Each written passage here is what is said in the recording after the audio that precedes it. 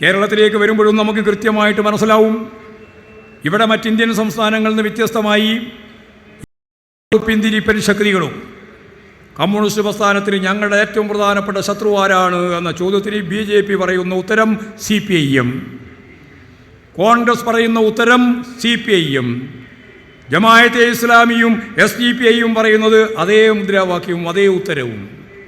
BJPയും RSSും സംഘപരിവാറിൻ്റെയും ഏറ്റവും പ്രധാനപ്പെട്ട ശത്രു CPIM. ഇത് തമ്മിലുള്ളൊരു അന്തർധാര കേരളത്തിൽ നിലനിൽക്കുകയാണ്. എല്ലാ പിന്തിരിപ്പൻ ശക്തികളുമായി ചേർന്ന് കമ്മ്യൂണിസ്റ്റ് പാർട്ടി ഓഫ് ഇന്ത്യ മാർക്സിസ്റ്റിനെയും ഇടതുപക്ഷ ജനാധിപത്യ മുന്നണിയെയും അതിൻ്റെ ഗവൺമെൻറ്റിനെയും എങ്ങനെയാണ് തകർക്കാനാവുക എന്ന ഗവേഷണമാണ് അവർ നടത്തിക്കൊണ്ടിരിക്കുന്നത്. അതിനുതകുന്ന രീതിയിലുള്ള UDFൻ്റെ നിലപാട്, പ്രതിപക്ഷ നേതാവിൻ്റെ സമീപനം, BJPയുടെ സമീപനങ്ങൾ, ഇതെല്ലാം ചേർത്തുകൊണ്ട് നമുക്കറിയാം ഓരോരോ സന്ദർഭത്തിൽ ഇടതുപക്ഷ ജനാധിപത്യ പ്രസ്ഥാനത്തിനും ഗവൺമെൻറ്റിനും മുഖ്യമന്ത്രിക്കും മുഖ്യമന്ത്രിയുടെ കുടുംബത്തിനും ഉൾപ്പെടെ എതിരായി തെറ്റായ പ്രചാരവേല, അപഹാസ്യമായ രീതിയിലുള്ള പ്രചരണങ്ങൾ, കളവ്, അസത്യ പ്രചരണങ്ങൾ എല്ലാം നടത്തിക്കൊണ്ടിരിക്കുന്ന ഈ സന്ദർഭത്തിൽ അവരുടെ കയ്യിൽ കിട്ടുന്ന ഓരോ തുരുമ്പും ഉപയോഗിച്ച് വരുന്ന തദ്ദേശ സ്വയംഭരണ സ്ഥാപനങ്ങളിലേക്കുള്ള തെരഞ്ഞെടുപ്പ്, അതിനുശേഷം നടക്കാൻ പോകുന്ന 2026 മെയ്യിൽ നടക്കാൻ പോകുന്ന അസംബ്ലി തെരഞ്ഞെടുപ്പ്, ആ തെരഞ്ഞെടുപ്പിലൊക്കെ എങ്ങനെയാണ് CPIMനെയും ഇടതുപക്ഷ പ്രസ്ഥാനത്തെയും പരാജയപ്പെടുത്തേണ്ടത് എന്ന ആലോചനയിലൂടെ എല്ലാ തീവ്ര വലതുപക്ഷ വർഗീയ മതരാഷ്ട്ര സംഘടനകളെയും ചേർത്ത് ജമാഅത്ത് ഇസ്ലാമിൻ്റെയും SDPയുടെയും കൃത്യമായ തടങ്കൽ പാളയത്തിലാണ് യഥാർത്ഥത്തിൽ ഇന്ന് മുസ്ലിം ലീഗ് ഉള്ളത് എന്ന് നമുക്കറിയാം. അതിൻ്റെ ഗുണഭോക്താവാണ് കോൺഗ്രസ് എന്ന് നമുക്കറിയാം. കോൺഗ്രസും ലീഗും ജമാഅത്തെ ഇസ്ലാമിയും അതുപോലെ തന്നെ SDPI ഉൾപ്പെടെയുള്ള പിന്തിരിപ്പന്മാരെല്ലാം ഒരു ഭാഗത്ത് യോജിക്കുകയാണ്. RSSനെ സ്വാധീനിക്കാൻ സാധിക്കുന്ന മേഖലയിൽ അവരുമായിട്ട് ചേരുകയാണ്. ക്രിസ്ത്യൻ മേഖലയിൽ ക്രിസ്ത്യൻ ജനവിഭാഗങ്ങളും മുസ്ലിം ജനവിഭാഗങ്ങളും തമ്മിൽ സംഘർഷത്തിന് വേണ്ടി കാസ സംഘടിപ്പിച്ചുകൊണ്ടിരിക്കുകയാണ്. RSS ആണ് അതിൻ്റെ പിന്നിൽ പ്രവർത്തിക്കുന്നത്.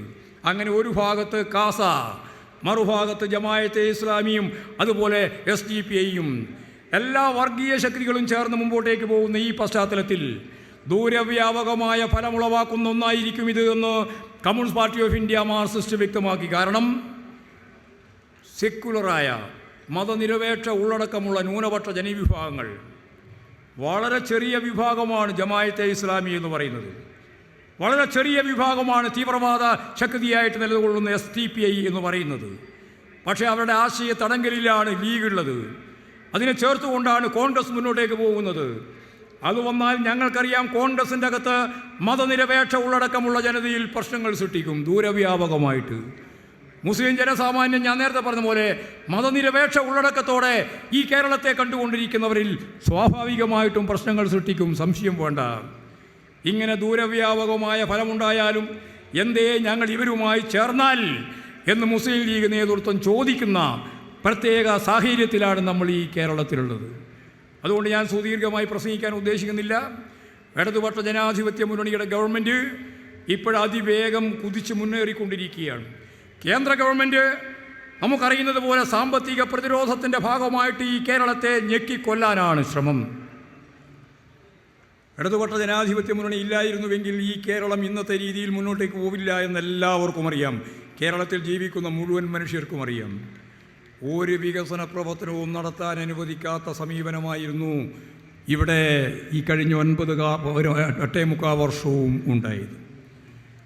വികസനത്തിന് വോട്ടുണ്ട് എന്ന് മനസ്സിലാക്കിയപ്പോൾ 2ാം ടേം അധികാരത്തിൽ വന്ന ആ നിമിഷം തുടങ്ങി ഒരു വികസന പ്രവർത്തനവും ഇനി കേരളത്തിൽ നടത്താൻ അനുവദിക്കില്ല. ലോകത്ത് ഇതുപോലെ ഒരു പ്രതിപക്ഷം ഉണ്ടാവില്ല.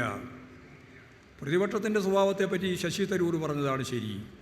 ശരിയായ കാര്യങ്ങൾ പറയുമ്പോൾ പിന്തുണക്കുക, തെറ്റായ നിലപാടുണ്ടെങ്കിൽ ജനാധിപത്യ സമൂഹത്തിൻ്റെ ഭാഗമായിട്ട് വിമർശനാത്മകമായിട്ട് കാര്യങ്ങൾ കാണുക, അതിലാർക്കും തർക്കമില്ല.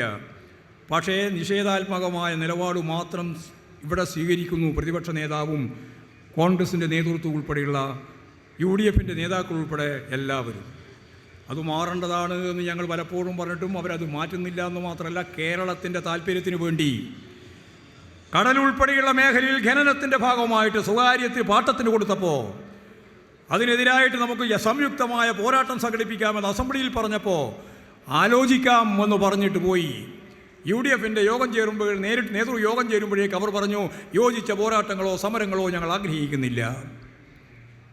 ബഡ്ജറ്റിൻ്റെ ഭാഗമായി കേരളം എന്ന് പറയുന്ന ഒരു പേര് പോലും പറയാൻ കൂട്ടാക്കാതിരുന്ന കേന്ദ്ര ഗവൺമെൻറ്റിൻ്റെ സാമ്പത്തിക നിലപാടിനെതിരായി കേരളത്തിൻ്റെ താല്പര്യം സംരക്ഷിക്കാൻ നമുക്ക് ഒറ്റക്കെട്ടായിട്ട് മുമ്പോട്ടേക്ക് പോകണമെന്ന് പറഞ്ഞാൽ അതിനും അവർ തയ്യാറില്ല.